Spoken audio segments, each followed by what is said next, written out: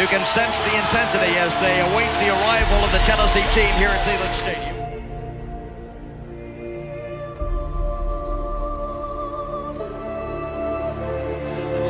The #1 undefeated Volunteers prepare to race onto the field. Everything is riding on this football game. So there's a special intensity, a special urgency. Here come the Volunteers.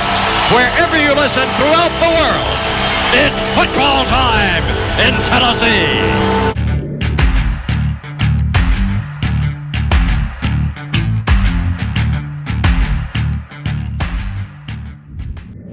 Didn't make it on 4th down. T comes off.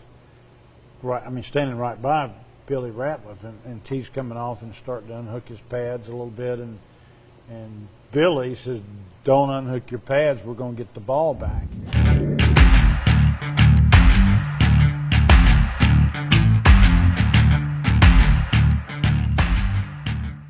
Second down and 11 for Arkansas. 1:47 remaining. One timeout left. Call it 12 to go for the first down. Sterner lost the football! Oh my goodness! He stumbled and fumbled, and Billy Ratliff recovered. We made this play. Billy Ratliff knocked this All-American guard back into the quarterback. He stepped in on his foot. Quarterback probably made a mistake, not just falling on the ball. Billy not only knocked him back, but he got the ball back for us. So, how important was this fumble recovery? Well, it meant the season. You probably didn't know that at the moment, but it absolutely meant the season. What's going on, Facebook? What's up, YouTubes, Twitters, and VolunteerRoadshow.com? We got some special guests on the show today. Billy's down in Chattanooga doing the Legends Camp with Jabari and a bunch of other players. So he left me stranded again. I've reached out to a couple people and I'm able to get Brandon, who I've been calling Brandon all week. I don't know why I got Brandon, but Rainey. Some of y'all know him as Rainey. And Austin, welcome to the show. How you doing, guys? Pretty good. Dude, thank you. How about you, Doing pretty Brandon? well, man. It's Friday night. Well, I'm gonna start out with Rainey. You go by Rainey, right? You go by Rainey. I do go. Yeah, that's what everyone calls me. I have a real name, but that's what everyone calls me. So yeah, Rainey. We'll go. Well, we're looking at bringing on a new podcast, and our people's got to talk to their agent, and their agent's got to talk to our people and our lawyers, and we're probably going to bring them on board soon. But why don't you just tell them a little bit about yourself? You go. Right. Okay. All right. Well, I'm Rainey. I'm Rainey Vol on Twitter. If you have Twitter, I run an account with Austin called Channel TN, and we make a lot of videos, and you've probably seen it. So if you got Twitter, go ahead and follow Channel TN. It's channel_TN_, if you want to see a lot of great footage. But me and Austin do a podcast on the channel account, and we have a blast there. And we got a call from old Catfish over here to do do this live show, and let's go, man. I'm ready to roll. Let's do this thing. All right, Austin, it's your turn. Tell us about yourself. Well, I'm a Tennessee fan, that's for starts. And I was just frustrated one day and started tweeting on Twitter, and it's got kind of big on there. And then Rainey found me, asked me to do a podcast with him, and I was like, sure. And then we've been doing that for what? Almost it's over a year now. About a year and a half now we've been doing it. Yeah, it's been a wild ride.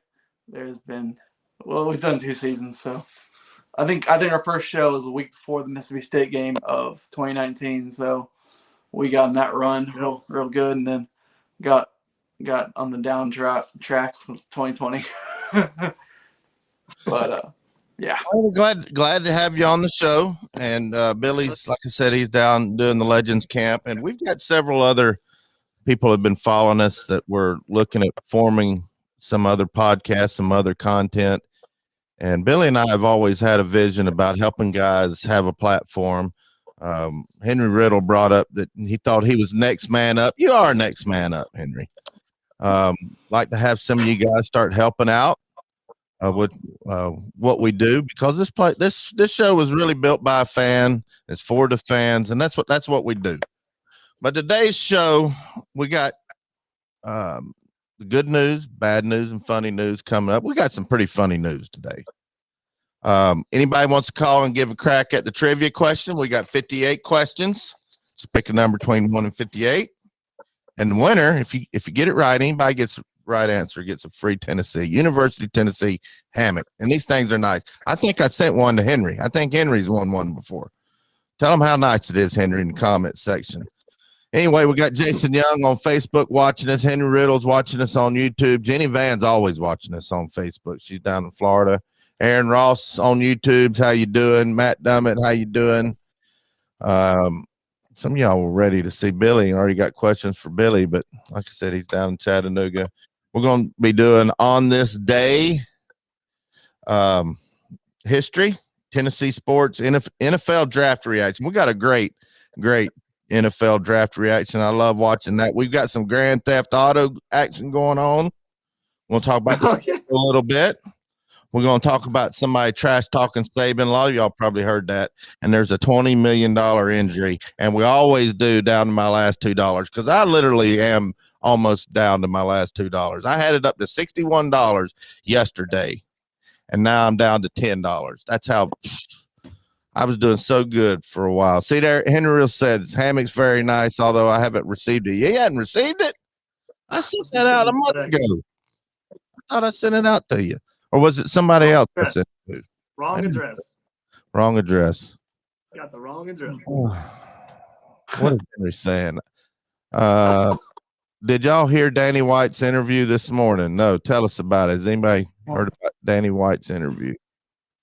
It was I'm pretty sure it was I haven't really read much into it, but I think he came on the Swain event, and I didn't watch the show because I was in the middle of working all day, but I read some stuff on Twitter about him talking about updating the facilities, football facilities, baseball facilities, and hoping baseball facilities means he's going to give someone an extension or a new contract. Hopefully that's what that means, because hopefully that's me and Austin what we're all thinking about right now. Is just making sure we keep Tony Vitello here. Just please, for the love of God, we've never been good at baseball. We haven't cared about it this much ever. And we need something to be happy about. Just make sure this man does not go anywhere, because he is high commodity. So we love that dude. So Danny White, if you're listening to this show, which I know that you are, scout free time in the world. Do it. Give the man a contract, Danny. Come on, Danny. You're up, buddy. Let's do this thing. All right, let's get into some good news, bad news, funny news. We're going to start out with VFL Jawan James. I think we called him Big Baby. Wasn't his nickname Big Baby? I think so. Got drafted by the Dolphins. Now he's in Denver. Says here, the AP is reporting he's made a $20 million mistake with the Denver Broncos. He tore his ACL while working out away from the facilities. What do y'all think about that? Should he still get his contract? I know all these guys have this in their contract. Hey, you got to be at the facilities. If he would have been at the facilities, he'd have still gotten paid. So what you're saying is if he is not at the facility and he gets injured, he doesn't get paid. But if he is at the facility, he does get paid. Mm-hmm. And see, who was it that got in trouble for riding a motorcycle not long ago? It kind of like violated they were just afraid you get hurt. And if he would have gotten hurt on his motorcycle, they had to pay him. But this was a little different. He was actually working out. And most of these big time contracts have these stipulations in them where if you do something reckless, they could cut you. Yeah, I wonder if it has to do with something like insurance policies or something like that. Like if you're in the facility that you're like insured or something. I have no idea, but outside of the facility, I guess you're not under their care or their watch or whatever. But that's the only thing I can really think of. I mean, my only thing would be like, is this a guy that is through the team? Did the team have him go work out outside of the facilities? With a specialist or something. if that's the case, then you can't. I assume the team's still at fault and they have to pay him. I don't know. It just says here, according to ESPN's Adam Schefter, reported that James' contract was told last season, meaning the total loss could amount to $20 million for 2021.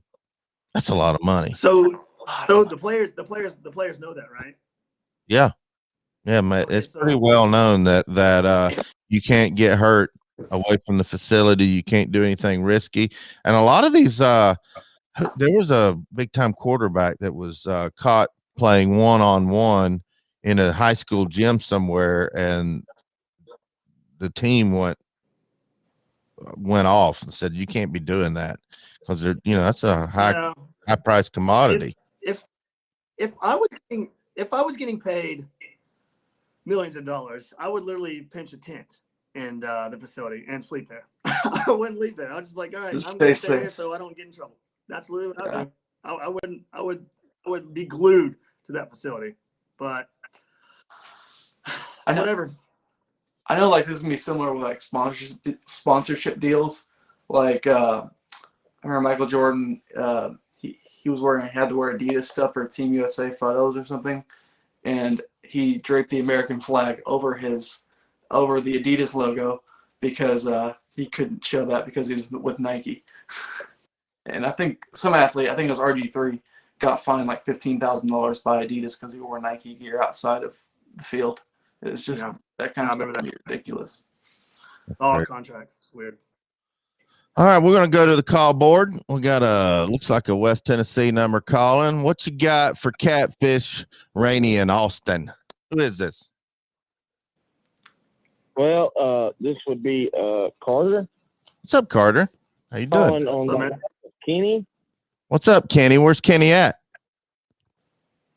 Kenny is taking an old man nap. Oh. Well, I like Kenny to call in a lot better than you. So what do you got? You got anything funny? Well, you know what, Catfish? You're gonna regret being rude to me just now for what I've done for you. Okay. I've been on the phone all day long, and I have put in a very good word to get you inducted into the Truck Driver Hall of Fame. Hey, I'm already there. Wait, what? I'm already in the Truck Driver Hall of Fame. Well, ain't that a you-know-what? I don't know if I should let you be eligible for the trivia question because you're a Tennessee historian. But I'm going to let you do it anyway. Pick a number between 1 and 58, and I'll ask you a question. 47. All right, question number 47. This isn't oh my God, you'll know this one. All right. Nah, you got to pick another number. That one don't count. Pick another number. All right, number 20. Give me number 20. Give me a little Travis Henry. You're going to know this one too. Pick another number. Or give me Jamal Lewis. Why you make it so easy? All right. No, you're going to know this one too. Pick another one. Another number. Oh crap. Kenny just woke up. Why don't you ask Kenny? Hey, all right, Kenny, I'm going to ask you the first one. All right. What? Give me Casey Carlson, number 7. All right. Let's see if you'll know this one.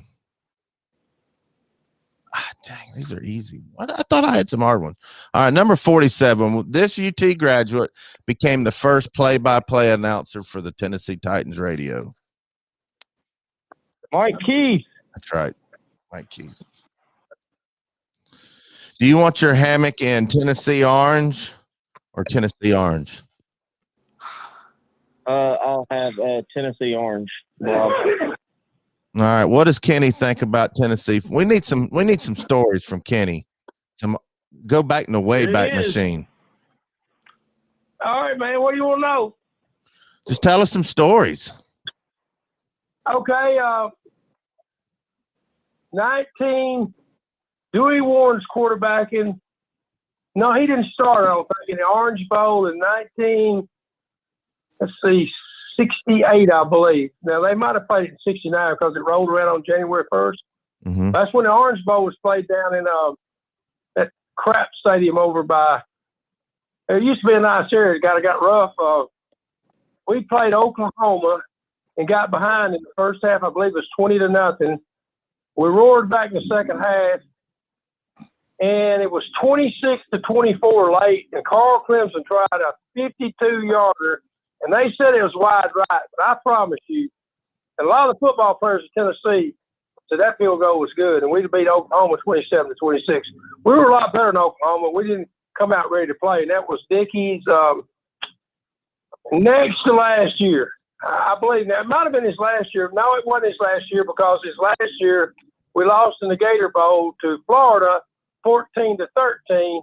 Then he went to Florida, and we got Bill Battle.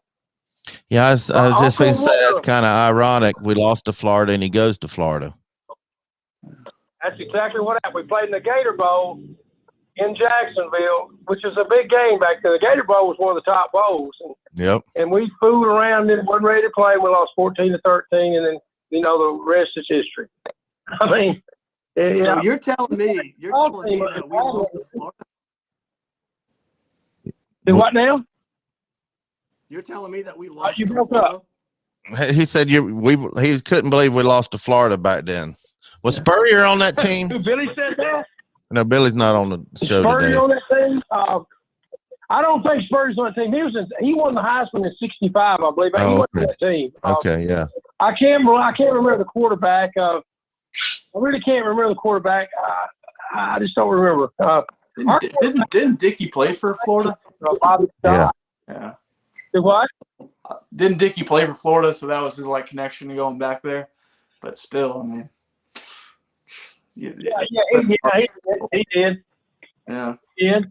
I can remember the 1970 Alabama game. We beat them 24-0. We had 6 or 7 picks, and they didn't even score. Tim Priest, David Allen, Conrad Graham, Bobby Majors. Yeah. He played free safety. Oh, Reginald White. Oh my God. 92. Reggie White in 82, I believe it was. We were playing LSU in a night game in Knoxville. Oh yeah, that's the one. Right, as soon as he got the ball. Yeah, I think we beat them 20-3. I might be wrong on the score. We beat them pretty bad. They couldn't score on us. I mean, we just dominated them on defense. But I've seen some bad things too. Now I remember in 1988, old Duncan Stewart, he sat on that billboard in Nashville for 6 weeks because we lost to Washington State, big time. We lost to, I believe, we opened up losing to Duke. That was Steve Spurrier's team.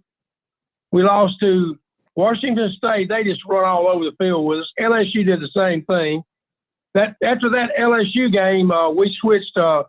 We had a big offensive line was playing defense. McCray was his name. I can't remember his first name. 70. Charles. They moved him to tackle. Charles McCray. Play for the Buccaneers. They moved him to tackle. We lost our first 6. We played Tiger High down in Memphis. We finally beat them, and we won the last 5. Went 5-6.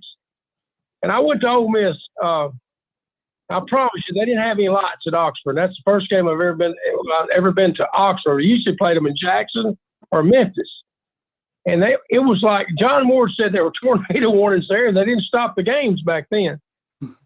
And you couldn't. It was raining and lightning so bad you could barely see the players on the field. John Moore said, "I can't see their numbers." I remember I was getting him out of Memphis on 56 a.m. and it was a mess. But we beat them and won the rest of them, and the next year we won the conference. I believe we played in the Cotton Bowl with Andy Kelly and Chuck Webb and Reggie Cobb. Well, you've been to a whole lot of games, Kenny, and we love your stories. I got a question for you. Okay. What was the worst experience on the road? Like fan interaction, maybe fans around you, the pregame or whatever. What was your worst experience as a Tennessee fan on the road? Well, them damn Gators. Them Gators, man. Any particular game? Yeah, I do. I'll tell you the one. Where's T. Martin? '99, right after we won the championship, we played them down there, and it was after the it was, you know, they had hurricane warnings. The thing stayed off on the East Coast. It was really humid down there that day. I'll never forget that. And it was a night game, and there was some, ESPN was down there, Herb Street and all them, and I was over there by the game day crew, and I needed a beer bag. This damn Florida fan came through there, Catfish, and he said, I said, I need a beer from you. I ain't giving no damn Tennessee fan no beer. I said, let me tell you something, buddy. You got two choices. You can give me 3 or 4 beers, and I'll buy them for you. I'm going to take every one of them from you and beat your you know what? So he decided to give me some beer. I took 4 or 5 from him, and I should have took the whole damn case from him, but I didn't. And we went in there and played them, and it was back and forth, and there was some bad calls. I mean, it was bad. And we had to take their crap. They were throwing beer. Well, they had pee in the balloons, okay? They were throwing them at us. And that didn't go over real well, I'll tell you. A lot of Tennessee fans, Tennessee had a big crowd. And they like now, they probably had 10, 11,000 there. You know, they were sitting everywhere. And I remember T. Martin will know this. He got a late hit out of bounds on the sideline on their side of the field. And he knocked him in the ABC cameras, or the ESP cameras. I know where ESP is, but anyway. They didn't call nothing. That was a big play in the game. They ended up beating us 23 to 21 or 22 to, you know, it was a 2-point game. I think it was 26-24, but I'm not sure. But we got robbed for sure. For sure we got robbed, but you know how things go on the road sometimes. You don't get all the calls you want, you know. Mm-hmm. And Billy was playing on that team. He remembers that play. I guarantee. Yeah, I'm sure he does. Yeah. Remembers that play. I guarantee he was. I know they were hot. It's just like that year we lost in 2001 to LSU. We had old David, what was that? Rondell Dave. We knocked him all the way to over there in the stands and on the Tennessee side. I don't think they called nothing. Knocked him out. And he put that Matt Moss in or whatever. Matty Moss. That quarterback draw. Yeah. They run that draw on us all night. Mm-hmm. I remember that. They run a draw 100 times. Old Sabian. Then I was with Casey Clausen. If he threw one bad pass that game, Billy was gone, I'm sure. I don't remember. 99 was his last year. We had Big John Henderson. Yep.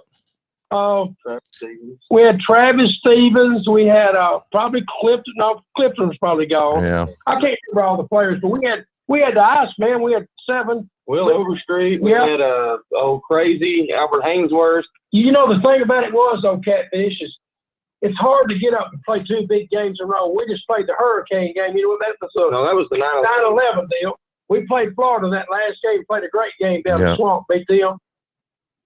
But we wasn't. I remember the picture. Casey Clausen has a rose in his mouth. They was already planning on playing the Rose Bowl. They got too overconfident. I remember that. And you know, I say that Saban found a way to win. You know, he always does. You know, always. You know, we've only beat him one time. We beat him in Knoxville that same year in a close one up there. That's the only time we beat him. That was when Kelly Washington, I think, set yards in a game. What? That was when Kelly Washington, I think, set the record for most receiving yards in a Tennessee game. Right. Yeah. Right. That's right. Yeah. He had a big game that day in Knoxville. Stallworth was hurt. Yeah, he had a real big game. He was number 15, I believe. Yeah. I remember a lot about it. You know, I'll tell you what, I got really mad. I'll tell you a bad experience to them damn Penn State fans, brother. Really? I remember we beat them 70. Yeah, we beat them 71 to 72. Okay, in Knoxville. Remember they put the lights in because Joe Paterno said he wouldn't play us down there because it's too hot to play. You know, I don't know if y'all know about that or not. Yeah, I remember that. We like to kill Franco Harris, Lydell Mitchell, and Huffnagel the year before. We beat them 31 to 13. They couldn't score on us. We was in the backfield. Conrad Graham picked a lateral up in the backfield, ran it all the way back. And that's when they had those temporary bleachers, and you could see the UT on the hill, you know. Mm-hmm. So that was a long time ago, real long time ago. Oh, you fixing to tell them I'll tell this story. Oh. So when we played Penn State in the Outback Bowl. This has been building now. I never understand lost in the Citrus Bowl 91 when Shula was quarterbacking. I saw him lose Lanny Kelly out there at the Fiesta Bowl. We got stomped, moved the ball everywhere, turned the ball over 6 times. So all this been building up for he's going to tell the story. Oh, goodness.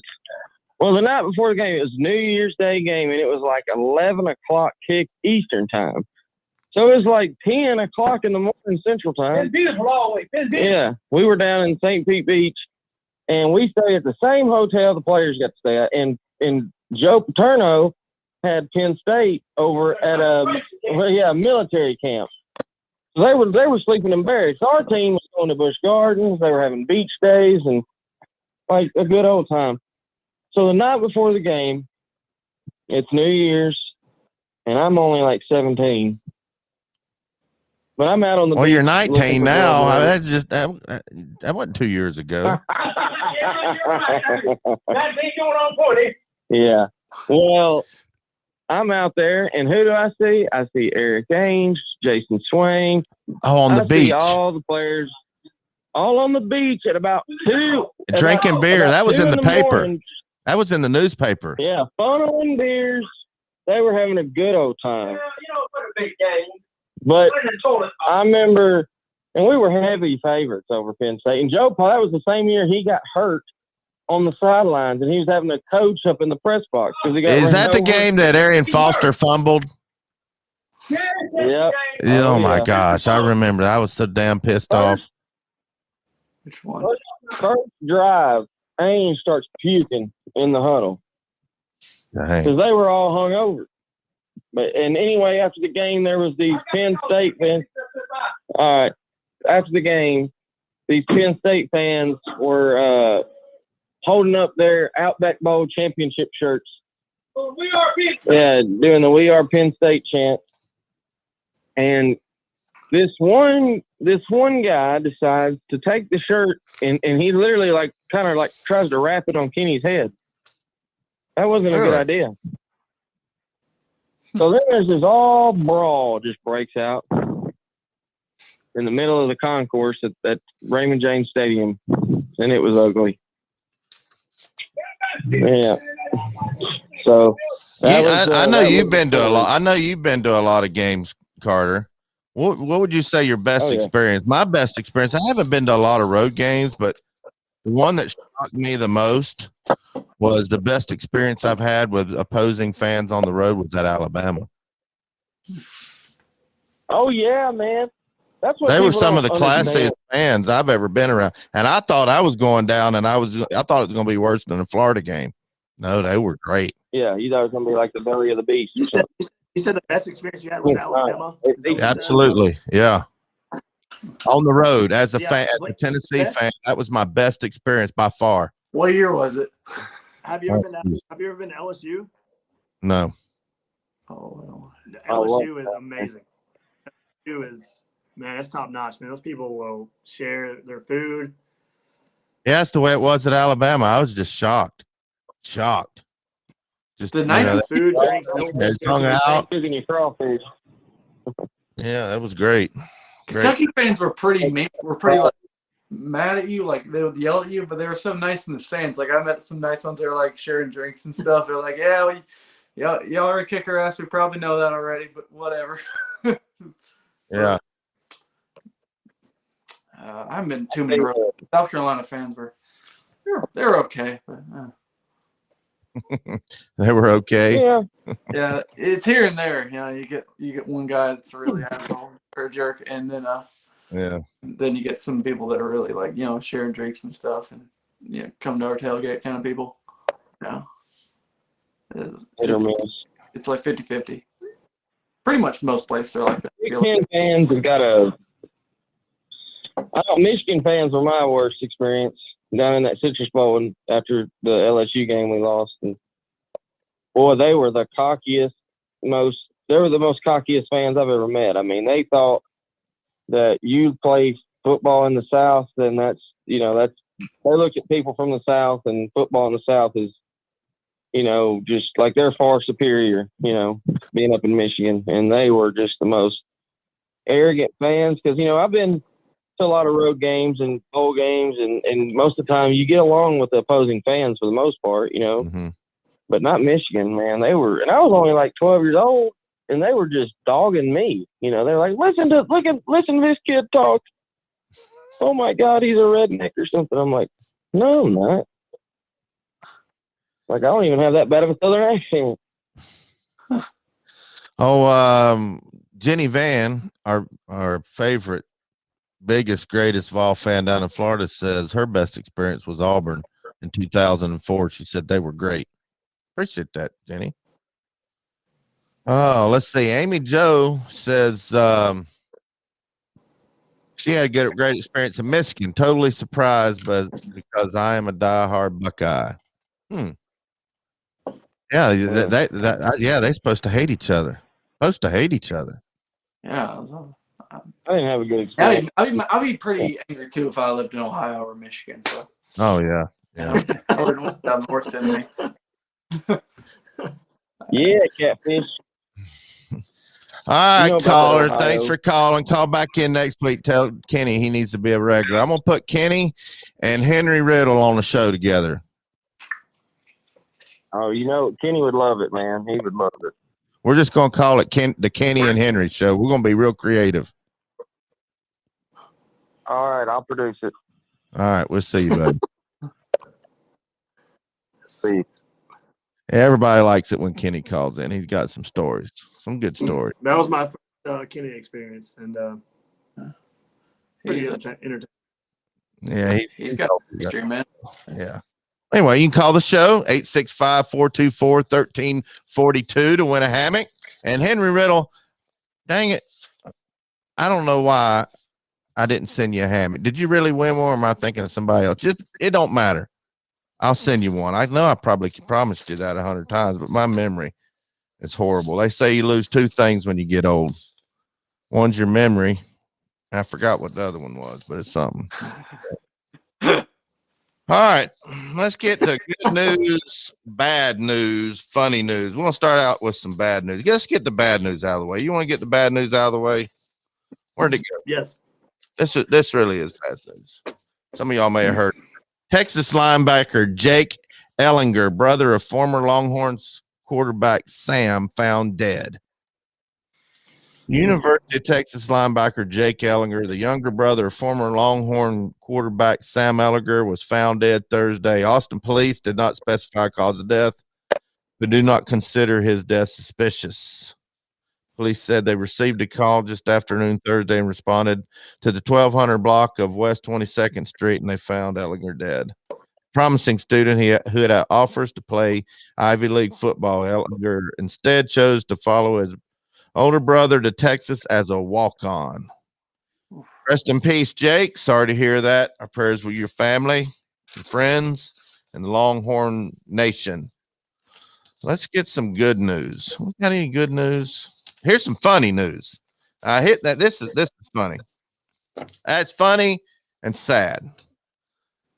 Here's the headline: stolen Rolls Royce from Georgia crashes following 177-mile-per-hour Tennessee Highway Patrol chase. The chase starts in Georgia. This is a brand new $100,000 and some odd car or more. I don't know. Started in Georgia, and they crashed into a Porsche on I-24. They get out and wanted to beat the heck out of the Porsche driver, and they were pummeling them when the cops finally caught up with them, and they were promptly arrested. Wow. Georgia, 177 miles an hour. People are stupid. Point blank, people are stupid. As soon as people open their eyes in the morning, stupidity immediately starts to happen. So it makes sense. It makes total sense. I wonder what the over and under. What would you put the over and under of how many times they said to each other, "Damn," when they're doing 100? They had no idea that car could go that fast. Over. Oh man, I put the over at. They were pulled over at the 127. Be 6.5. Okay, Man, hang on. So that's a long chase. That's a long way. Okay, so a long way. So that long, 24.5. I got 24.5. I wonder what the over and under would be for how many times, bro, we're going to jail. there's just like there's a time where like creeps in your head. It's like, dude, what the hell are we doing here? Like, So what? they were Georgia fans, or were they from Georgia? I don't know. It says Sergeant from the THP observed a stolen car speeding at 177 miles per hour on I-24 westbound in Marion County. The stolen car passed a Porsche 944, causing the driver of the Porsche to crash into the back of the Rolls Royce. Both cars pulled to the shoulder on I-24, where two males got out of the Rolls Royce and attempted to carjack the driver of the Porsche. During the altercation, a semi-automatic pistol was presented by one of the suspects.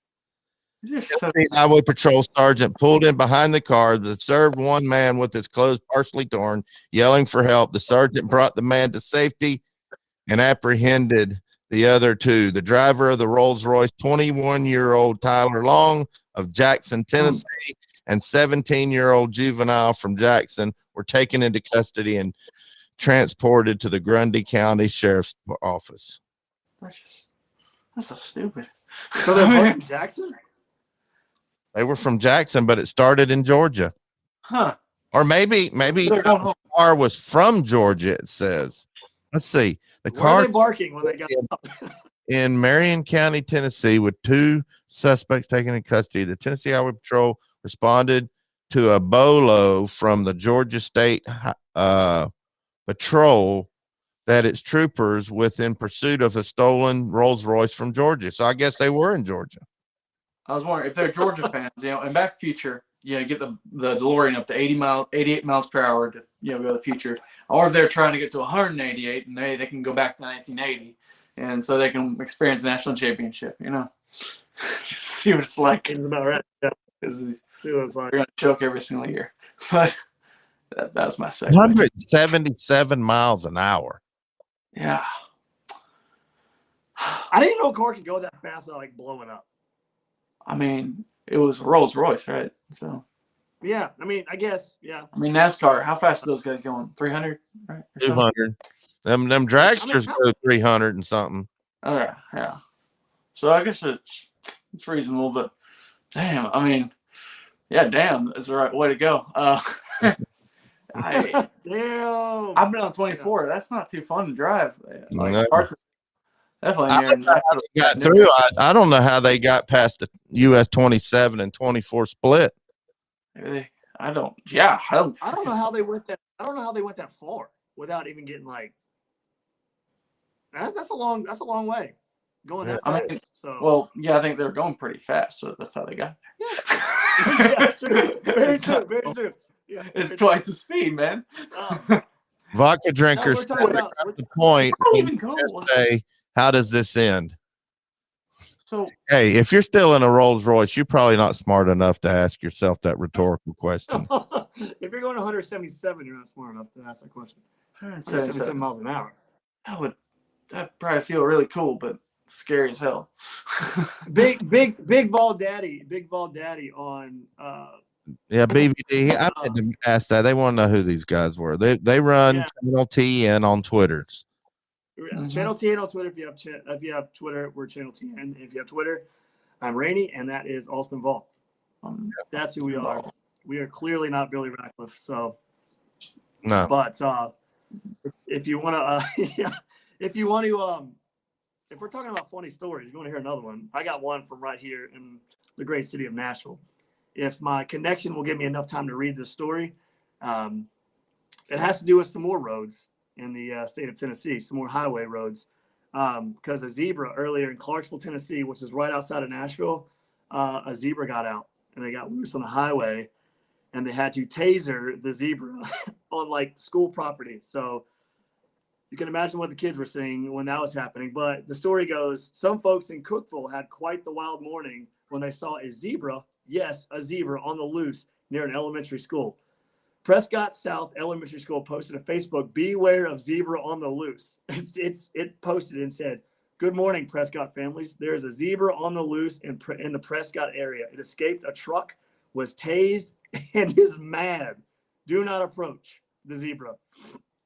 Teacher Ashley Danielle Francis tells Fox 17 News she called the school to tell them their Facebook page was hacked, but she saw the animal for herself on Highway 111 heading to school. Photos show the zebra on the side of the road. And they show a photo of a zebra running down the side of the road. Cookeville Mayor Ricky Shelton said the zebra escaped on the way to an exotic animal show. School officials have since said the zebra was captured. Can you imagine a zebra being in like the middle of a school and all the kids are like, Mom, look, a zebra, and all of a sudden, zzz, that thing just falls to the ground. Wasn't there a tiger or a lion loose somewhere in Tennessee? It's in Knoxville. Tiger. We got problems here. We're getting more and more like Florida every day. Yes. It's like anytime you hear a crazy story on the radio, anywhere where it's at, it's always from Florida. Like 100% of the time. The craziest stuff. It's always from Florida. We're finally competing with them there. Speaking of tigers, Joe Exotic's husband just came out and said he's been married to a lady for years and years, that marriage was fake just for a reality show. Well, they did a damn good job on the reality show. So I mean, yeah, you want that show to be true, but I can see it being fake. Yeah.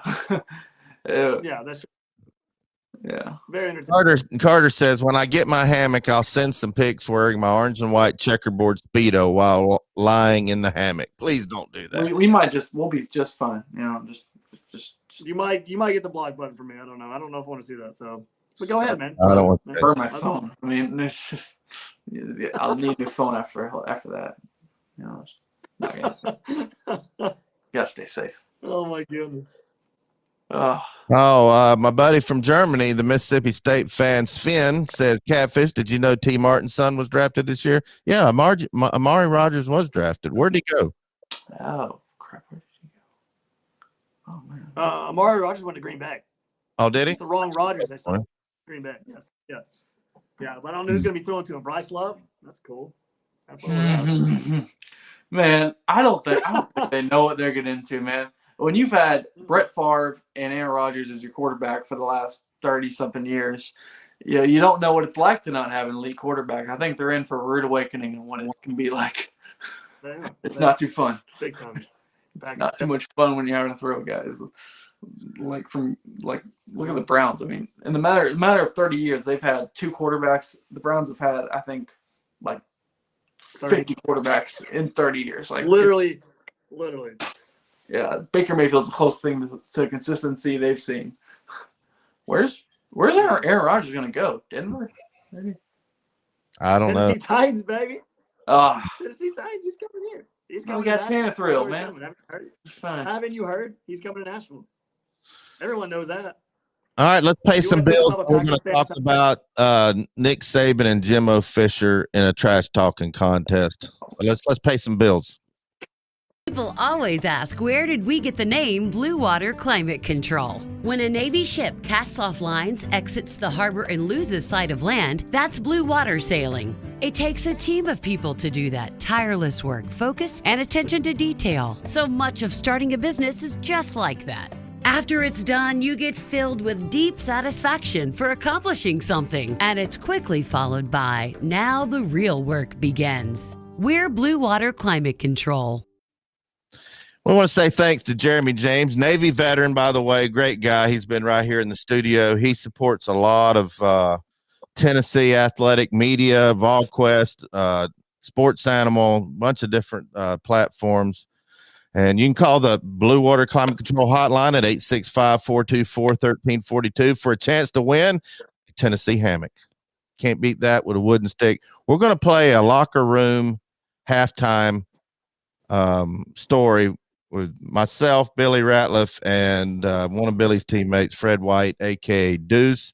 A lot of you may have seen this. This was on our Roadshow locker room, but I'm going to try to bring back some short clips of some of our older, better shows for you guys. And when we come back, we're going to talk about the trash talking between Jimbo Fisher and Saban. Most of you know that Jimbo said that he was going to kick Alabama's ass. And Saban's response was golden. golden. Anyway, let's listen to the story about Al Wilson and Peyton Manning almost coming to fisticuffs in the locker room, and just some great stories about Al Wilson and his locker room speeches. We'll be right back.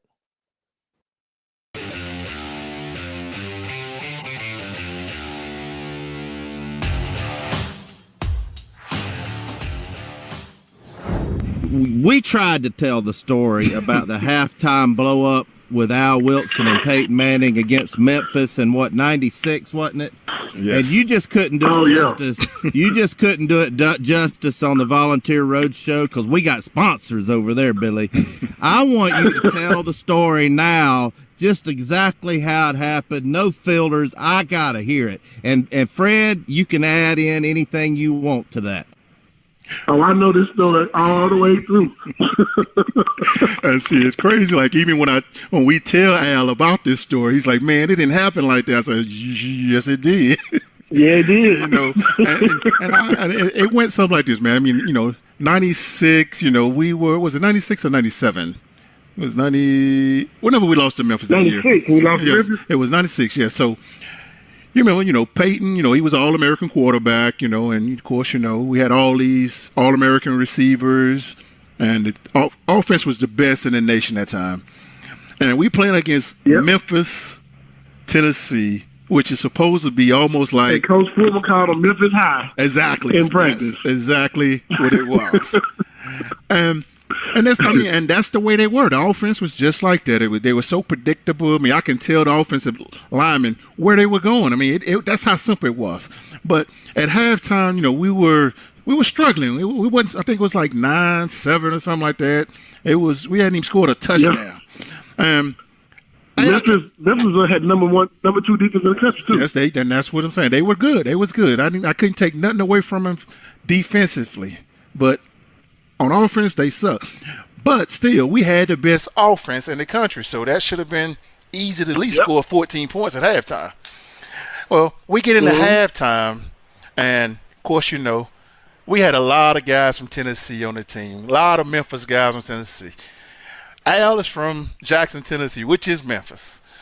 We get into halftime, and Al, he's hot, man. He's pissed off, man. I mean, he's getting on Peyton. He's in Peyton's ear, chewing him out, you know what I'm saying? And I remember Coach Foreman come over, Al, chill out, man, chill out. And Al go, man, if you don't get the out of my damn face, man, this my damn teammate I'm talking to, man.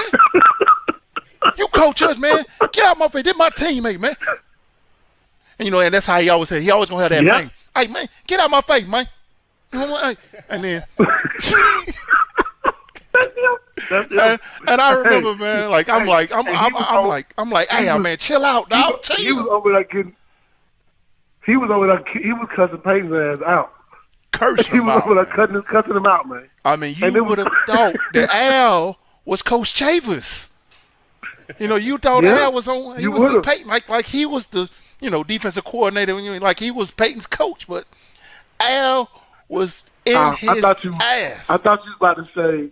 I thought y'all about to say something about when we was in the 1997 SEC championship against Auburn, and when he gave that epic speech that day. Ooh. Listen, we in that locker room. Let me tell you something. We down to we had about 5 or 6 turnovers, man, in that game, and there's no way in hell we should have been behind. We should have been blowing them out, basically. Man, we walk in that locker room, and the coach, the coach will go out to a room and say something to each other first. Then they come back out to us, Big One. Yep. So, I'm going to tell you. So, Peyton, how Peyton is a leader, man. He's trying to get his guys rallied and riled up. And, he's doing that, taking speech and talking. And all of a sudden, Al Wilson said, man, I don't want to hear that shit. He said, man, I don't want to hear that shit. God damn it. And he went off. And he went off for about a good 5 to 10 minutes. And when he got done talking, Coach Foreman just looked at everybody and was like, let's go. And that was it. That's what he said, let's go. I was like, Coach, you know what? I don't even think we didn't change nothing. He couldn't follow up with it. He didn't have nothing to say, man. He went off so bad. He went off, man. He went off so, but you know what? It was almost like a changing of the guard. Cause think about it. Every time we went in any game at halftime, if a player was going to say something, it was either Leonard or it was Peyton. There were the two guys that were always going to say something. They were the captains. That game, though, that's when Al Wilson literally became Al Wilson. He was like, I'm done not saying anything no more. I'm going to say what I want to say. And he did. And he was, from that point on, it was like we followed him out the locker room that day. Because I remember he said, when I get to this door, when you walk out this locker room, I'm going to look in your eyes. If I don't see it, you got to take your ass back in there. That's Dre right there, man. That's Al Dre all day, man. And to this day, I say. And we followed him right on out that door. I'm telling you. That was a changing of the guard right there. It was a changing of. It was like Peyton and Leonard was seniors, and all right, young man, this is your team now. I've got to ask you a question. Back in the Memphis game, let's go back to that just for a second. Al Wilson was a sophomore. He didn't quote unquote had enough hours, but he didn't. He just took the bull by the horns. I want to know what the look on Peyton's face was, and did Peyton say anything back? Peyton couldn't say He tried to kind of like, be diplomatic with him, and but he couldn't. After a while, he just had to be quiet. The Al was overpowering him with the words. But Al started that game. Yeah, because when the Reverend started talking, it's just like when you're in church. When Reverend Al Dre started preaching, you shall listen.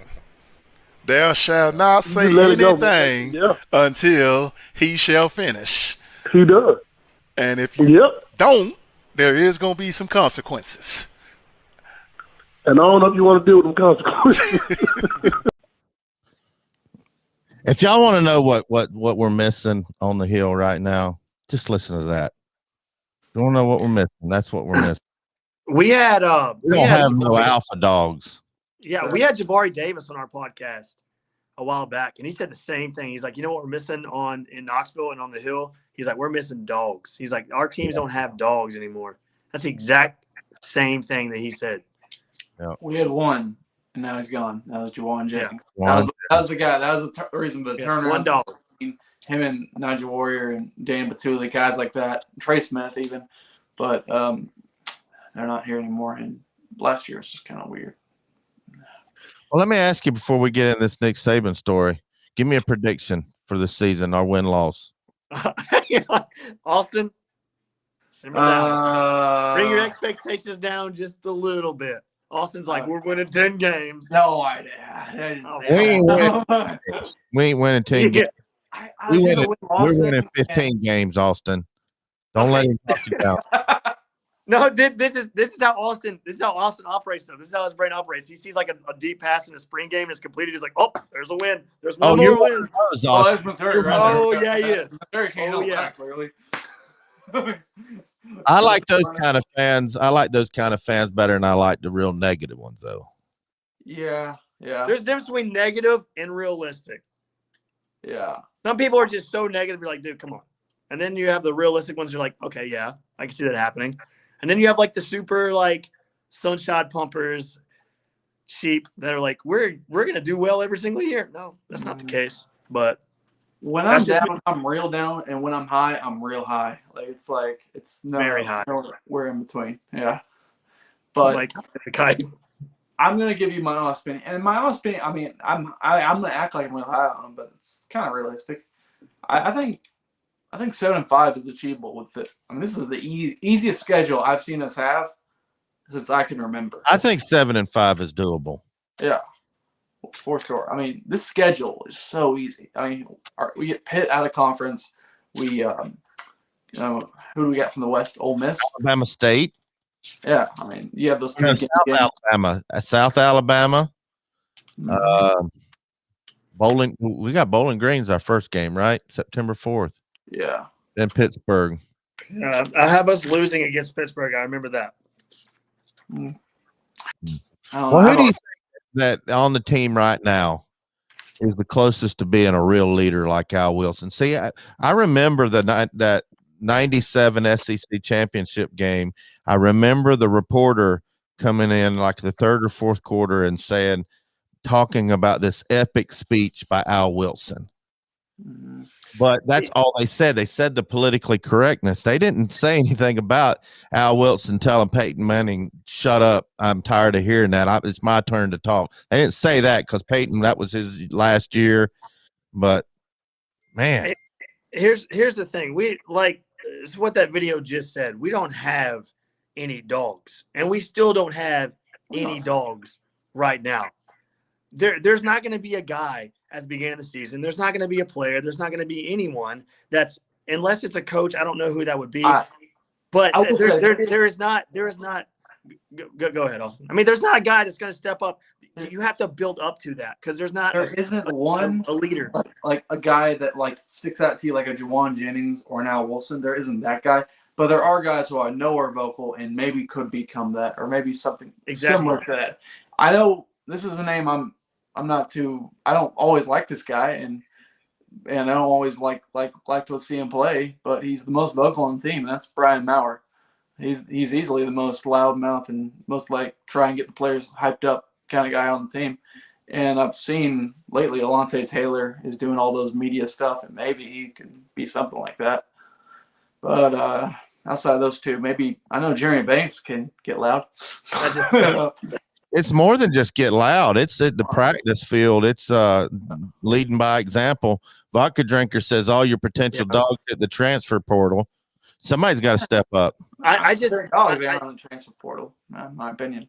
I agree with Austin. I don't see, there's not a dog yet. And like Austin said, there's going to have to be someone to step up and be that dog. But right now there is no dog. And that's where I think we're going to struggle at the beginning of the season until we find that dog.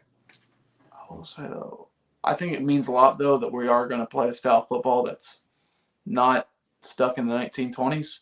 That we're going to be fun. All out and try to put some points on the board. I mean, Jerry Pruitt, his last 2 years, especially last year, there were points where the team just was painful to watch because it was just such an unfun style of play. It inspired nothing, in my opinion. Yeah, and me and Austin would be at me and Austin went to every game. Me, Austin, and Lacey, who does the podcast with us every week. We were at the game. We sat front row right behind the bench, and every person on the sideline to the people doing the Gatorade to the players, it was just dead. I mean, there was no emotion, none. So to see at least a little bit of emotion from the players right now in the spring game, regardless, whatever, they're having fun, and fun leads to confidence. When you're having fun, you're gonna have confidence. When you have confidence, you do things. You're gonna have spectacular plays, and you're gonna win games that you might not, are not supposed to win. So. Yeah, that's a positive. That's a positive. A thing I just look at is like, I'm not going to base too much on Josh Heupel's 3 years at UCF and what he can do 1 year at Tennessee, but 3 years he only lost one game by double digits, and it seems like whenever Jerry Pruitt lost here, he'd lose by at least like 4 touchdowns. He didn't have a good grasp on like game management. I felt like that's where he struggled the most because. It felt like one bad thing happened. Okay, we're not winning, So that's what I would. So that's a positive I'm looking at, that we have a guy that can at least manage a game better than Jeremy could. Well, Jenny Vance says there's no loyalty anymore. I hate the transfer portal. It's way too easy to transfer now. I'm right there with you, Jenny. Yeah, right there with you. It's a cop out. I agree, Jenny. It's a cop out. It definitely is. Like, okay, if I'm a player, I'm a senior, I'm clearly not playing, and I want to go somewhere else where I'm going to play so I can just show people what I got. I get that. But if you're just going to go jump out in your sophomore season and not even try to compete for the job, then, yeah, it's a cop-out. And it's hurting college football. It's hurting, like college football is about, your teammates, your loyalty within, your chemistry and stuff like that. It's kind of killing that. You have these guys that come in 1 year and they're gone the next, and it just kind of really hurts the chemistry and the passion, like, and the pride within the team. Yeah, that's what Sven said. He says, I told you many times on this channel, he's a great Mississippi State fan. Said it's the same with football, baseball, and hoops. First, you need a winning culture, and that's Coach Heupel's first order. Billy went to Al Wilson's ceremony for the College Football Hall of Fame. Not the ceremony, but a recognition on campus 2 weekends ago. When he got home, he said, "Bobby, you're gonna love Coach Heupel. You're gonna love him." And that's coming from an old school guy. He said he fit in just like one of us. He was like he's a player's coach, and he's going to be tough, and players are going to be able to relate to him. So that sounds promising. Yeah, that's very positive and very promising. I just as a fan, I'm not a player, of course you can see that, but as a fan, I just have a hard time just getting excited because of the past 12 years. It's hard for me. Like I'm at the wait and see mentality right now. Like I can't get excited yet. I have to see production on the field. I have to see it. I can't do it right now. I just can't do it right now. I will say that, but the thing that makes me a little more optimistic is what you say. Like he has that good mentality, that good attitude about things, and that takes you a long way when you don't think a lot of yourself, when you just don't. I don't know. His attitude just seems it would mix well with the players, and just inspire a good attitude. Like I don't know. It felt like we were always trying to be something we weren't. Like I felt like Butch Jones and Jerry Pruitt were both trying to pretend. Oh, I need to let you know. I need to let you know something. Since you're new, you don't know this, so I'm gonna let that slide. We don't allow anybody to mention Butch Jones's name on this show. Austin, that's half of his stuff. Good Lord, thank you can call it. You can refer to him as the human cliche machine. You can call him the garbage can coach. You can say any sort of pejorative you want, but you can't say his name. Can't say his name. Catfish the savior, baby. Austin, your time is up, baby. You're done. You're done here. You're done, baby. Rule. I sometimes I break it and I don't realize it, but I catch myself. I repent and I apologize to the viewers because Catfish, can you make that? Can you make that same rule? Because like he tried to poster his face all around campus, and we just need to not give him any more credit because he's had enough. The man in Jonesboro. Yeah. There's two people that Austin will always mention, and that's that former coach and our former quarterback. He will mention those two names a billion times. They're very impactful. Okay. They are very impactful. Quite a series. Huh? Anyway, riddle me this says Butch, please. You mentioned his name. You did it. Butch, please. I can be talking Butch Davis. You don't know, man. I can be talking Butch Davis. But I don't know anymore. Let's get to the Nick Saban thing. I'm gonna try to get this thing up here. I don't know if it'll work. I was gonna download the file, but I couldn't. So for some reason I was having trouble downloading it. But there was some leaked. Evidently, there was a booster club at in Houston for Texas A&M, and he said it was leaked. It wasn't like a public thing. He didn't say it publicly. And you're supposed to do this to your boosters. Yeah, we're going to kick Alabama's butt. But he said, he said the other word. So, that's what they're supposed to say. But a reporter with Saban brings this up, and you got to hear Saban's response to this. I'm going to see if I can get it up here. Give me just a second. Stupidity. Let's see if I can find it. Anyway, I mean, really, if you think about it, they're doing what they're supposed to do. Let's see what I'm finding. Yeah, but where did that go? I wouldn't say that. Oh, here it is. Here it is. Offer maybe, yeah. All right, let me pull this up here. There we go. Boom, boom. I'm learning a new program, guys, so bear with me. Good.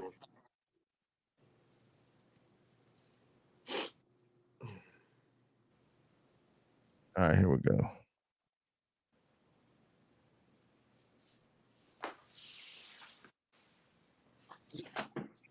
Let's see if I can get this going here.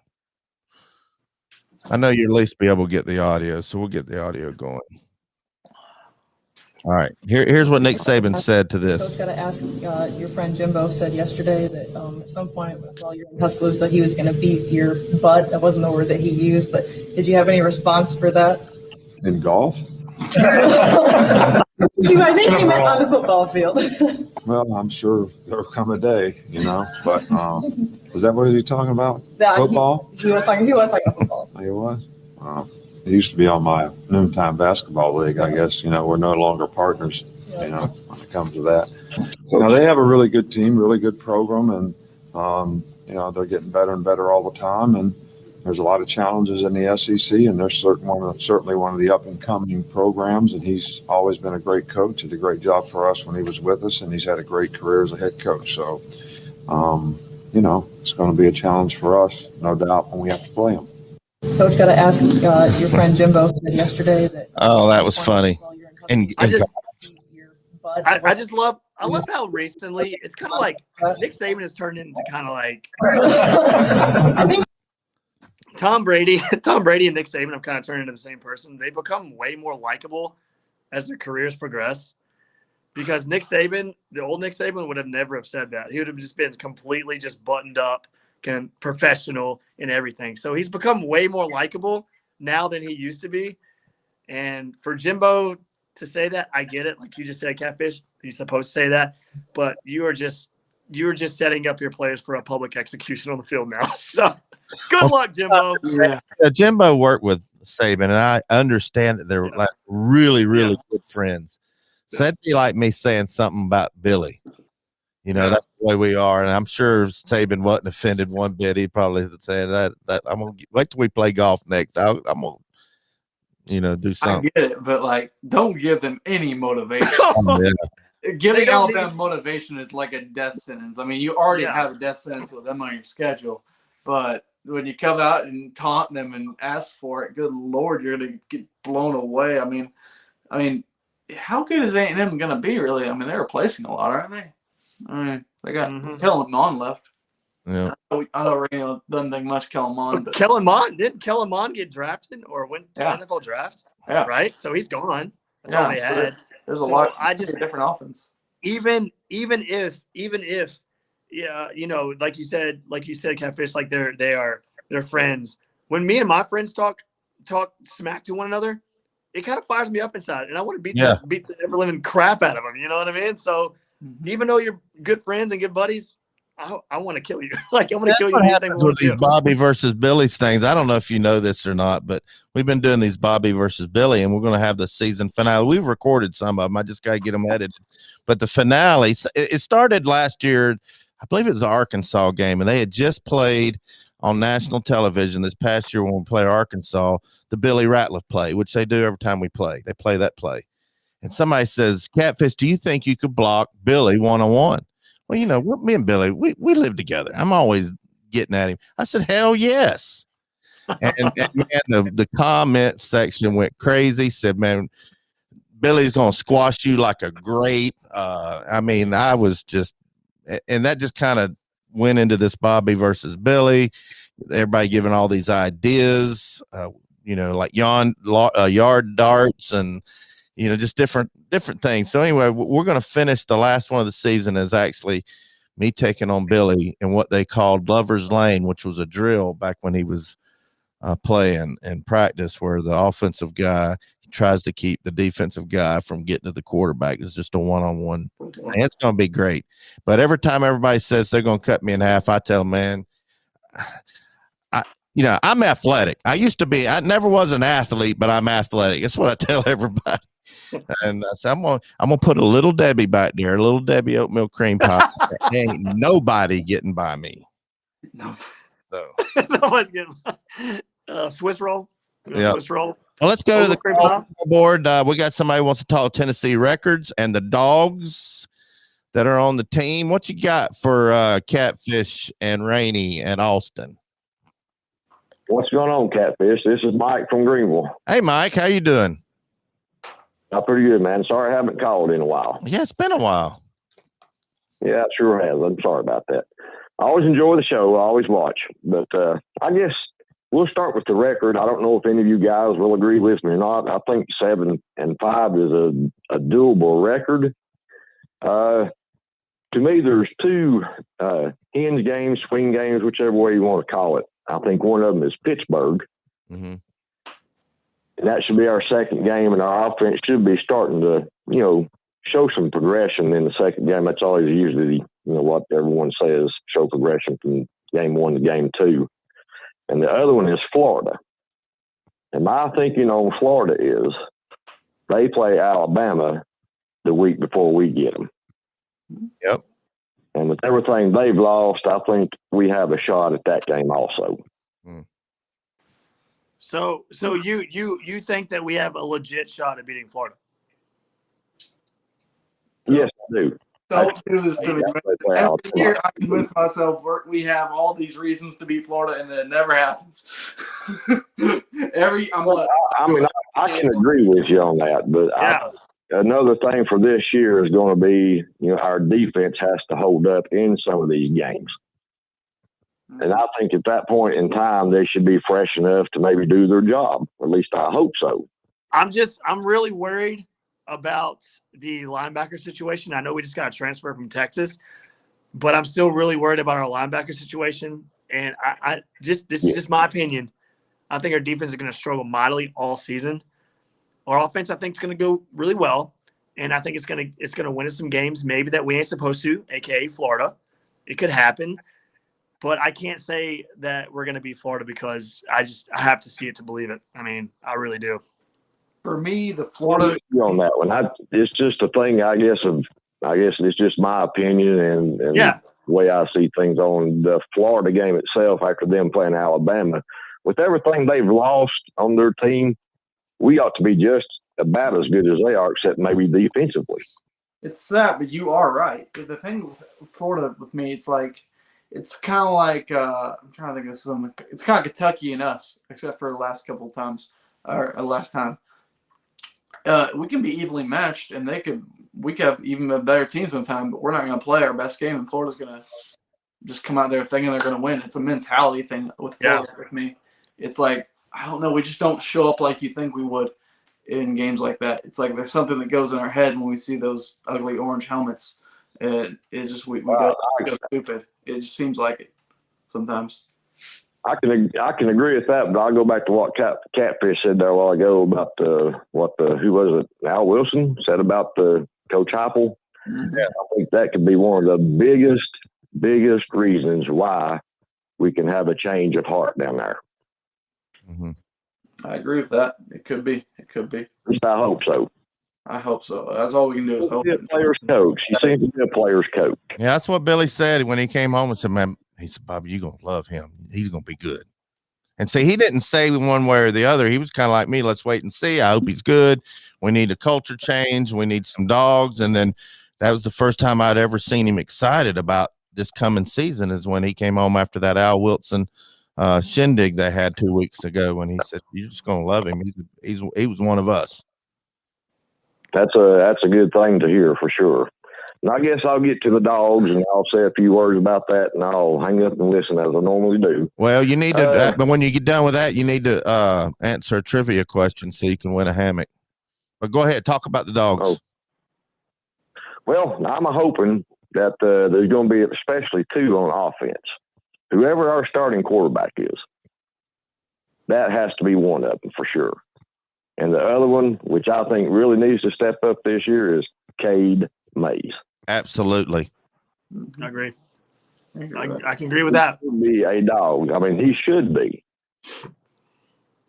Yeah. And on defense, I think the transfer, what was his name? Linebacker? Mitchell. From Texas. Mitchell, yeah. Lead tackler, Texas. There's one of them, and I hope the other one is going to be Eason. That should be two dogs on defense. Wait, it's like what we just said a little while ago. They should be the dogs, but until they prove that they can be dogs, I've got to see it to believe it. I have to. I would like we said earlier. You gotta have the dogs, and right now this team doesn't have the dogs. and they have to gain confidence to become dogs. I got to see it. I've got to see it. Do you think guys? I agree with you. I totally agree, but I think that comes back to our head coach again. I think he's agreed. In these players. Well, that brings up a question. I remember Eric Westmoreland was on the show right after we lost to Georgia State, and the same subject. We just don't have any dogs. The only dog we have is Juwan Jennings, and Emo said, "You either have that in you or you don't. You can't coach that into them." And that just goes against everything I've always thought, that you can make somebody be a dog. But Emo says you either have it in you or you don't. Now, you maybe have a coach that can bring it out of you. You may not know you have it, but you either have it or you don't. Mm-hmm. Well, I can agree with that too, but you have to look at the mentality of what they played under these last 3 years, where you had somebody being just more or less a dictator. And, you know, kind of tore everything down from what I've heard myself. So maybe they made the change. I just hope so. Man, we all do, man. We all hope so. It's been a long time coming. Pick a number between 1 and 58. Let's go with 55. All right. Oh, you'll get this one. This is a Tennessee trivia question for a Tennessee hammock. What college in Jefferson City won 4 NAIA National Football Championships under Coach Ken Sparks? That's easy. I believe that had to be Carson Newman. Carson Newman. All right. Email BobbyC@volunteerroadshow.com. Your info, and I'll get you out a free hammock. Okay. I emailed you once before and it didn't go through, and you had to get with me on Facebook on the chat. But some reason that certificate or something other. But yeah, the chat on Facebook, I can't figure out how to get it to come up. I can't figure it out. You got to download Messenger. Your email didn't go through on my computer, so I'll Did you write it down right? Sure will. Did you write it down right? Bobby C at volunteerroadshow.com. Yep, we'll get it taken care of for you, buddy. All right. I appreciate it. Actually, I'll hang up and I'll listen, guys. I appreciate it. All right, appreciate it. All right. Thanks, man. All right, let's grab another call real quick. I tell you what, this next caller, I'm going to give him. He calls in every week. Let me introduce you to somebody, Rainey in Austin. This is the most delusional fan that calls in. He's a Gator fan. He's from Farragut. He became a Gator fan because he liked the colors. But I want to introduce to you. We call him Crying Ryan. Sounds like an interior designer. That's what he sounds like. An interior designer. Okay. This better be good because I gave you a double flusher last week. Yeah, you did. I also made you that ghost peppers. That was something. Yeah. So what you got? Everybody's talking about we got a chance against your boys. What do you think about that? I agree with him. Everyone has a chance every given week. You guys have a chance. It's a very small chance, but you have a chance. We're listening. It's a little too early for me to call how good Florida will be based off of we haven't seen this offense, because it's going to be completely different than how Trask were in it. Because when Trask was there, the offensive line was probably the weak spot of the team, along with the running game. And Trask basically had to air the ball out, 20, 30, 40 times a game to great receivers. Now, this next year, we're going to have less experienced receivers, but more experienced offensive line and better running backs with a running style quarterback. So I think the offenses are going to be completely different, like from last year to this year. So basically how smooth it runs depends on how good we'll be. If we can't get the offense down, then I could see y'all having about maybe I'll give you like a 25% chance to win if we don't have the offense down. If we really struggle, you can get that maybe up to like a 30, 35. I don't see any situation where you'll be favored, though. I'm sure we won't be favored, but we got a chance. What's that saying in Dumb and Dumber? Well, Like you're telling me there's a chance? No, and it's running as smoothly as it can and it should. I could see Florida being favored by like 9, 10, anywhere from 9 to 10 to like 14 and a half. Just depending on that's realistic. That's realistic. I mean, that's not like insane or anything, but that's a turnover and a couple scores. So you better watch out, buddy. You must be drunk, Ryan, because you're not as delusional as you normally are. He said he was delusional. He's not. No, this is boring. I want to hear 15 no. You're too young to drink, Ryan. You know that. You're in college. You're a freshman. How are you gonna call me delusional when you told me Harrison Bailey is a Heisman contender? But I was drunk then. I was. Wait. Say what happened? I was joking around with him, texting him, said, Harrison Bailey was a Heisman contender. I say before he leaves Knoxville, he will be, I think. Oh, yeah.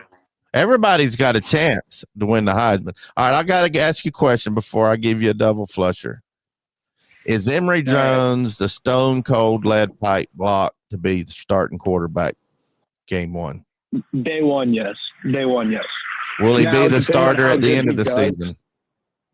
That's the hard point because we have a very talented backup quarterback who a lot of Florida fans are really excited to see how he does next year. Anthony Richardson, I think he's 6'4", really big kid, loves to run with some anger and aggression, and can throw the ball pretty well. A lot of people are excited for him.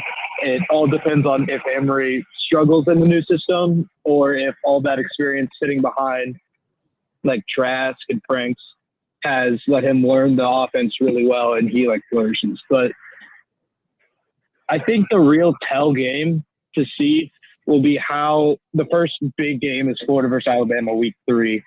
If Emory struggles a lot in that game, I think you could see Mullen putting in Anthony Richardson in the third or fourth just to see how he does under the offense in the second half. Let me ask you a question before you go. Rainey sent me a list of the 40 biggest bandwagon fan bases. You already know who number 1 is. Alabama. Who is your number 2 through 5 biggest of all time or today? I guess it's right now. Number 2, Clemson. Number 3, Ohio State. Number 4, Georgia. Number 5, Oklahoma. Well, you were pretty close. It had number 2, Notre Dame. Number 3, Ohio State. Number 4, Georgia. Number 5, Clemson. Tied for 6, Texas OU. Did you know they had us at number 16? We're probably the least bandwagon team. Who's bandwagoning the Tennessee? Nobody wants to be a fan of Tennessee right now. That's what I say. If you're 30 or younger and you're a true Big Orange fan, you're all right with me. Because okay. Listen to this real quick. Austin, our buddy Austin here, he is the definition of jumping on a bandwagon when we're at the worst possible part of our decade of dysfunction, and he jumps on the bandwagon. Yeah. So there's one right there, I guess. But yeah, the game that I decided I was a Tennessee fan, that first game where it all clicked was the 2009 Alabama game. So I don't know what's wrong with me, but I'm here. That's what I do.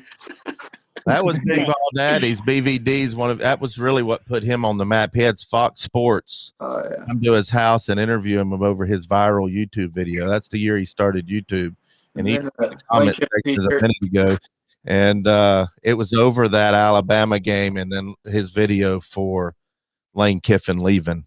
I remember that got everywhere. I saw it on every sports show and Sports South and stuff. Yeah. Everywhere. Yeah, it was great. Yeah. Anyway, I couldn't believe they had us at number 16. I didn't think we had any bandwagon fans. Yeah, are you above any other notable teams that would have bandwagon fans? 17 is Notre Dame. They ain't been good in a month of Sundays. What about? Hang on. Where's Florida State? They're above number 9. Good God! I mean, they're in the same boat we are right now. I mean, not as they're on the trajectory. Let me think about this though. Because they won If we're bad, the state should be. Is that what he's trying to refer to? Because like when Florida State's bad, they have low crowds. It's like if you're bad in state Florida, no one's coming to your game. The second biggest less than 10 surprise. years ago, they won a national championship. That's true, Ryan. Less than 10 years ago. True. Crab Lane Winston, didn't they win a championship with him? Heisman. Yeah. Getting out the W's, baby. This is the one that surprised me probably more than the Tennessee one. Is at number 21 is Cincinnati.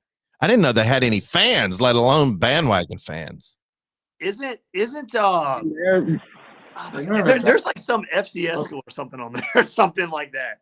Marshall's 32. I'm jumping on that bandwagon. FCS school you'd probably see is North Dakota State. Yeah, well, either that or Coastal Carolina.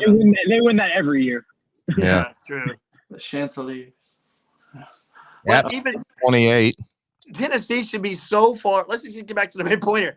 Tennessee should be so far off that list. It shouldn't even be. They shouldn't even be in the same ballpark as that list. I don't understand how that's a bandwagon fan. Yeah. I know we might be louder when we're good, but that's normal. I mean, everyone kind of goes in their shell when they're crappy. All right, let me tell you something. The definition of a bandwagon fan is somebody. You're a bandwagon if you pick a team because of their colors. You're a bandwagon fan. Not a bandwagon. How is that a bandwagon? Oh my God, you sound like a 12-year-old middle school girl. I love the colors. I'm just gonna go on and go do that one. 4. He was 4. On. Come on, caller. Come Give on. me a break. I didn't even have like half my brain cells. And you've only doubled your brain We cell. have orange. What do you want? I mean, God. Yeah. We also have blue and orange. Engineering student doesn't have many brain cells. Yeah, I'm proud of him. He is in college in Missouri, going to be an engineer. I'm very proud of him. He's a good kid. As much as I like him, I still got to flush him.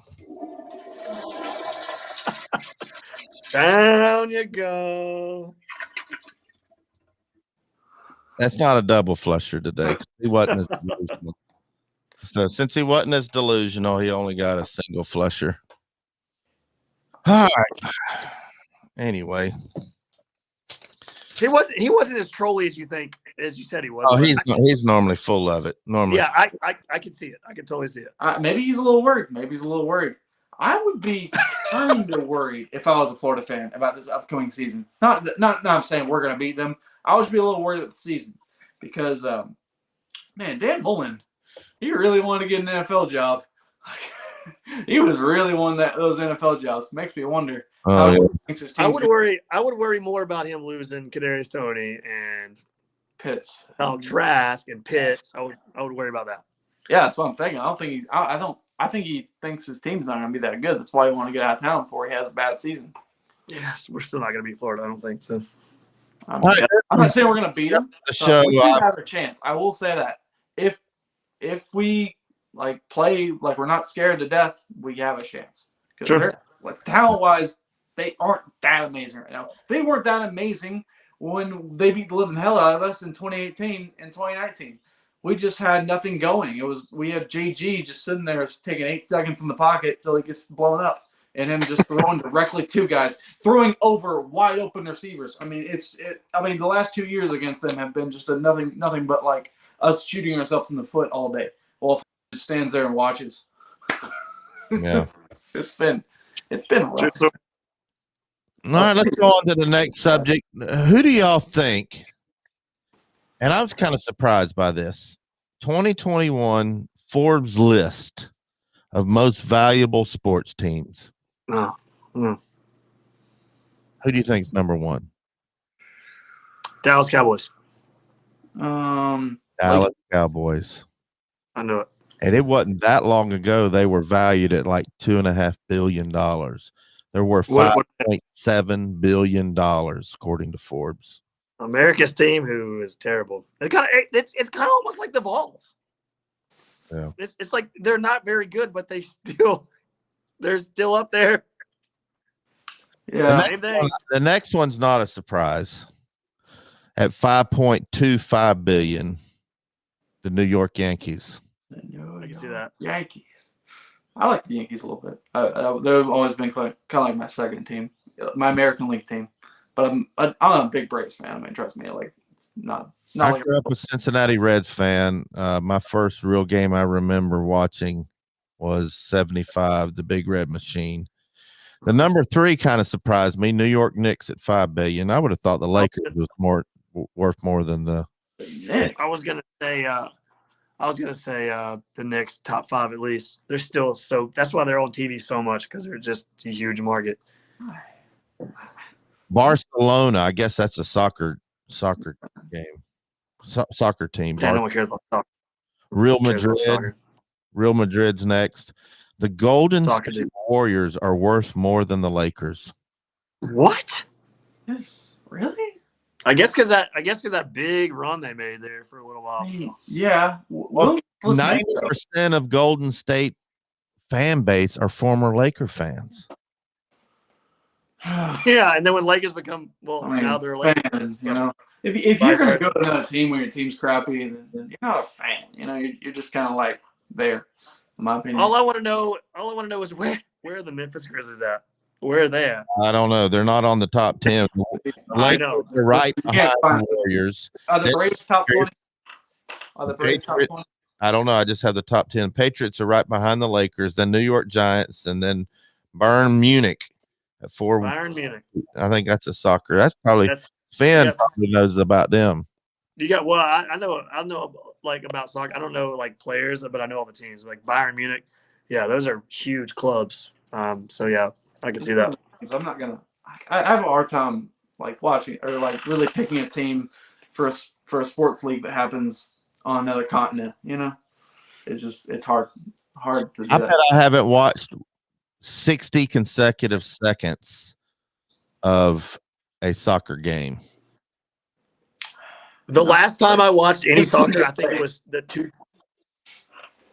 I think the last time I watched soccer was like the 2000 and it was like 5 or 6 World Cup. I think that was the last time. I'll watch the World Cup. That's fun. I'll watch the World Cup. That's fun. World Cup's fun, but that's about it. I mean, we are not very good at it. I think actually, who knocked us out of qualifying? We have real sports. So y'all guys are young. Y'all guys are young, but when I was growing up, you considered soccer and hockey what we called communist sports. Communist kickball. It's still communist kickball. And somebody asked me, why do you call soccer a communist sport? But if I grew up in the Cuban Missile Crisis, and we always knew that the Soviets was in Cuba. We couldn't prove it. It just wasn't provable until one time they got a satellite picture of soccer fields, and that's how we were able to prove that Soviet Union was in Cuba. Pretty interesting. The one thing I'm going to go on the subject for 1 second. The one thing I cannot stand with certain people, and I put this on Twitter the other day. I said, soccer people who think soccer is a lot like hockey, because I'm a big hockey fan. I live in Nashville, big Preds fans. And I posted the video of the New York Rangers and the Washington Capitals right off the face-off. They just start beating the mess out of each other. Please tell me how hockey is anything like soccer. I'll wait. I'll wait. Yeah. Nothing. That is really attractive about hockey. The fact Do they ever have fights in soccer? Well, they get bumped, and then they act like they get sniped in the head from the upper deck. So, yes. But I love hockey fights, but I almost love baseball fights more than hockey fights. Oh, yeah. Baseball fights are legit. It's a code of ethics. You brush somebody off the plate too much and there's some bad blood. You have to throw out a batter. That's You're playing every day. You haven't seen your family. These guys are like, by August, they're so like tense up with like anger and like and these are usually between teams in like September or something, and they know they can't make the playoffs. And it's just kind of like that pissed off time of, you know, when you're on the team. It is, you're dying for anything to fight over. Yeah. Oh, that fight happened? Yeah, I'm so down. I'm so angry. Yeah. I have not slept in my own bed in a month. I'm ready to kick someone's ass. All right, let's move on to some good news. Let's see. I'm going to share this screen. kid getting drafted, draft reactions. This was a good reaction. It's probably the best one of the year. What's his name? Micah Parsons from Penn State linebacker. Grew up wanting to be a Dallas Cowboy, and just hearing them say, "Man, I hope it's Dallas. I hope it's Dallas." The whole day, and then their reaction. I'm gonna play this for you guys, and hope you enjoy it. Here we go.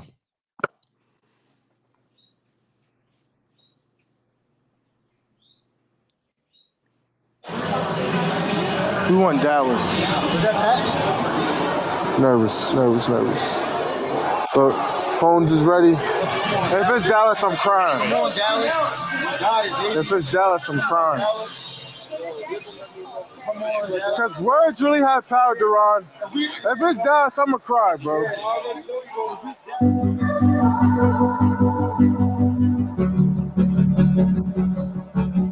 Micah Parsons has long dreamed of playing for the Dallas Cowboys. Need Dallas come get me. Need Dallas to come get me. You can't even guard me. He always want to start this. They could use somebody like me, bro. Where do you really want to go? Like, what's the ideal spot? Obviously my dream location was Dallas. Sometimes when you wish upon a star, the star calls you back. Hello? Hey, Michael. Yes, sir. This is Jerry Jones, and I'm calling you to tell you we're turning your card in. You're a Cowboy. Yeah, this is all I ever wanted, man. You don't think it's too big for you to be a Cowboy, do you? Nah, not at all. We've sure enjoyed watching how you progressed in your career, and you had great support in this room. So we're proud to get you.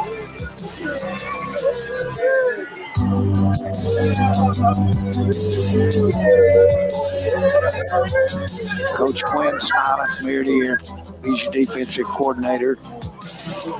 And I'm going to hand you over to our head coach. Yes, sir. Micah, congratulations. From one PA guy to another, I'm looking forward to getting you down here. You're a great fit for us. I'm looking to come. Let's get to work right now. Yeah, will do. Hey, enjoy this time. Enjoy this moment with your family. Congratulations. I will. Thank you so much. All right, Micah. God bless you.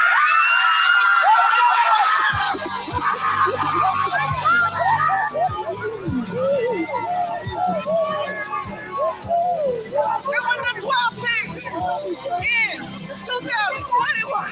The NFL draft, the Dallas Cowboys select Micah Parsons.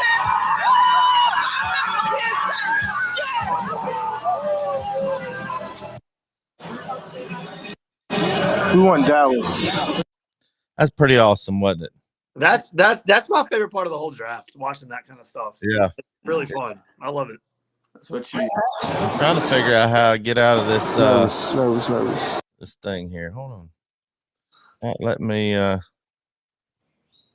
get out of it. What's going on here? No, not at all. Did the share screen go away? Yeah, it's gone. Just put Paul in. There we go. There we go. That's awesome. There you go. I don't care what team you're a fan of. Yep. I mean, that kid's got family. He's got friends. I can imagine what it's like to be that man's father. Yeah, He wants to go, and he gets picked. That's what sports is all about. Yes, those moments when people get picked in the draft, and when you see a kid get a scholarship for their team that they're on, they're like a walk-on. They get a scholarship. Those videos are awesome too. Yeah. Just man. I was watching Trey Smith's interviews when he got picked up by Kansas City, and I won't talk about that here in a minute. But they asked him, well, how did it feel to be, good so far? And he said, "Man, I just want to go on a team. I don't have a preference. I just want to be drafted. That's my dream. I want to be drafted." Yeah. People get drafted. Mm-hmm. Yeah. It just, that whole Trey Smith thing, we talked about it on our podcast. I think it was last week, man. It was just like watching him fall like that. Last week, and I got into arguments with people last week about how they're like, "Oh, Trey is not he's not a first round pick, blah, blah, blah. I'm like, dude, he was projected as a first rounder just 1 year ago. I'm like, what happened? Like, and they're like, well, he had a terrible season last season. I'm like, dude, one bad season not drop you that bad. Some players didn't even play last season. So tell me how that works. Like, I don't understand. And it frustrates me when a player like that, like a long snapper and a freaking kicker, is drafted before Trey Smith. Are you kidding me? Like, that's unbelievable to me. I mean, it was the medical stuff that held him back. And it was. But I think I heard somewhere that the Kansas City Chiefs were literally the only team to clear him medically, the only NFL team to actually clear him. So that's if he was to have an issue where he couldn't play anymore, they're gonna have to pay him. He's gonna have some. That's what I think. That's why he dropped. I don't know that, but I think it had a lot to do with it. Oh, I think it was 100%. But he could be, if he stays healthy, and I think he will be. He could be the steal of the draft. I mean, a sixth rounder, he could be like a Ramon Foster that was undrafted. When we talked about this last week, Billy was with Ramon on trick or treating on Halloween, and he gets a call that's right there with Billy from the Pittsburgh Steelers, and he was playing the next week, and he was undrafted, and he turned out to be, a mainstay at Pittsburgh. Yeah, and not just Ramon Foster too is just an incredible guy too. I ran into him because he lives here in Nashville. He does a radio show here in Nashville. I ran into him in Barnes and Noble one day. And I was like, "Hey, you're Ramon Foster." He's like, "Yeah, man." He's like, "Hey, buddy, what's up? How's it going?" I was like, "Man, dude, can I get a picture?" He's like, "Of course you can. Of course you can." Dude, he was like the most nicest, humble man I've ever come across, like an athlete. He was just so humble and so nice. He got his kid up. He was like, "Hey, get over here, take a picture of us," like his kid. Yeah, and I was like, "That's awesome. That's pretty cool. That's pretty cool." Yeah, awesome. Sven says Micah Parsons is the second best defensive player in the draft behind Caleb Farley, the corner. Ooh. There's a lot of people that thought that's a hot take right there. Joe Horn's boy was the best cornerback on the draft. I don't know. That's a hot take. What he just said, Parsons behind Caleb Farley, because people in Nashville are ripping that pick right now. So yeah. Sven said that Parsons is same like Dak. Dak was a lifelong Cowboys fan and got drafted in the 4th round. Yes, he did. Awesome. I thought he was a higher draft pick than that. No, it's 4th round. That's 4th round. I mean, 4th round. I was a little surprised Dak's done as well as he has. You look at what he did at Mississippi State, and that was really tremendous. I mean, really, like, to have them number 1 in the country was pretty amazing. So that really shows you how Mississippi State. Yeah, Mississippi State. Yeah, I mean, that's pretty special, man. I mean, really surprising how many of these kids grew up Cowboys fans all across the country. It shows how big that was in the 70s and stuff. To that in 90s, that impact has stayed. Yeah, through the generation. What's going on with Big Toe? It's seen an article here. It said this article had the most words and absolutely said nothing at all. Pretty much like most articles. Wants to know where he's going. Everybody, I thought Alabama was a done deal. I thought that's where he was going, and then Iowa State, and now I hear that he can still come back, which is a long shot. Where's he going? Why isn't he committed? I don't think there's that's the last I heard. Yeah, that's the last I heard. But there isn't a bottle of ibuprofen that can get rid of this headache I have over this whole thing. Like, I'm so tired of hearing about it. Like, just it's exhausting. Like, either you're here or there or there or there or there or there or there. I don't care. Like, either make a decision, and people just need to get off the topic because, just let us know when it happens. That's all you got to do. Speculating about it is just man, it's a headache. It's a headache. Sven says, OMG, it's 2:46 a.m. in Germany. What am I doing? You're watching the greatest show on YouTube, Sven, and you know that. Has to be good if you're a Mississippi State fan and you watch us every week. Got to be the best show. It's got to be good if it's 2:41 in Germany and you're on here watching it. He really only watches this because of Billy, but he's disappointed Billy wasn't on the show today. Sorry, man. Sorry, I'm just not. We're not Billy. Billy. We combine each other and combine our qualities together. We're still no Billy. Yeah, Billy's just way better. Hunter says apparently his dad is deciding for him. That's what I heard. And it's basically, if you're not on the Tennessee Vols, I don't really give a damn about you. I don't know. Thank you. I don't care. That's my main point a minute ago. I don't give a damn. I don't, to be honest with you, as much of a talent as he is, and I think he was a bit overrated. I don't want him back. I don't think he was just my opinion. I don't think he was overrated at all. I think he was pretty damn good, but he's not worth the headache. He didn't play worth crap the second half of the season last year, but I mean, not many players were. I think he was checked out. Maybe that was it. He was checked and out. if that's the case, I really don't want him back. Mm-hmm. I mean, the guy we got right now, Juwan Mitchell. I'm not saying he can be that good, but he can take his place. I don't think it's going to be that big of a dip. No. I mean, this guy. I mean, he came up a 3-star from New Jersey, went the JUCO route, and was at Texas, their leading tackler, and he just transferred out when there was a coaching change. So I mean, this is a guy that's taking the hard road versus Harry T, who was highly touted the second he was in high school. You know, it seemed like. So I don't know. I mean, one of our best Oklahoma fans just chimed in. Okie Brave says Oklahoma takes over top spot in post-spring power rankings. College football post-spring top 25 power rankings on ESPN. Oh, power rankings are always accurate. So yeah. Oklahoma. I mean, come on, man. I know you got. We all know what you're gonna do. You're gonna lose to TCU or something. And you'll be in some great bowl. I mean, I'd love to be in those bowls, but it's not gonna be. You're not gonna be in the playoff. I mean, you might be. I mean, I guess you could be, but you're not gonna win. Stan had a good comeback that says, "Who the heck is Oklahoma? Has Riley finally figured out a defense?" No question. That's what scares me about Heupel.